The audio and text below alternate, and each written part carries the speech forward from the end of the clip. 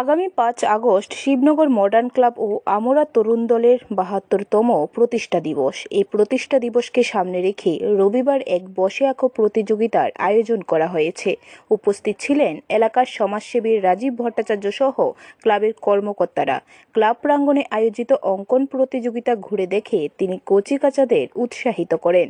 তিনি জানান, Shibnagar modern club ও আমরা তরুণ দল সারা বছরই বিভিন্ন সামাজিক কাজে নিয়োজিত থাকে। আগামী দিনেও অব্যাহত থাকবে বলে জানান তিনি। তো সেই কারণে ক্লাবের প্রতিষ্ঠা দিবসও রয়েছে সামনে। তো সেই কারণে আজকে তারা ব্লাড ডোনেশন, যেটা আমাদের রক্তদান মহাদান আমরা সবাই জানি, এরকম একটা কাজে তারা ব্রতী হয়েছে এবং আমি তাদেরকে শুভেচ্ছা এবং শুভকামনা জানাচ্ছি ক্লাবের উদ্যোক্তাদেরকে, এবং আগামী দিন আরও তারা সমাজের বিভিন্ন কাজে এগিয়ে আসবে সেটা তাদের কাছে আমি। ব্যুরো রিপোর্ট, খবর ত্রিপুরা।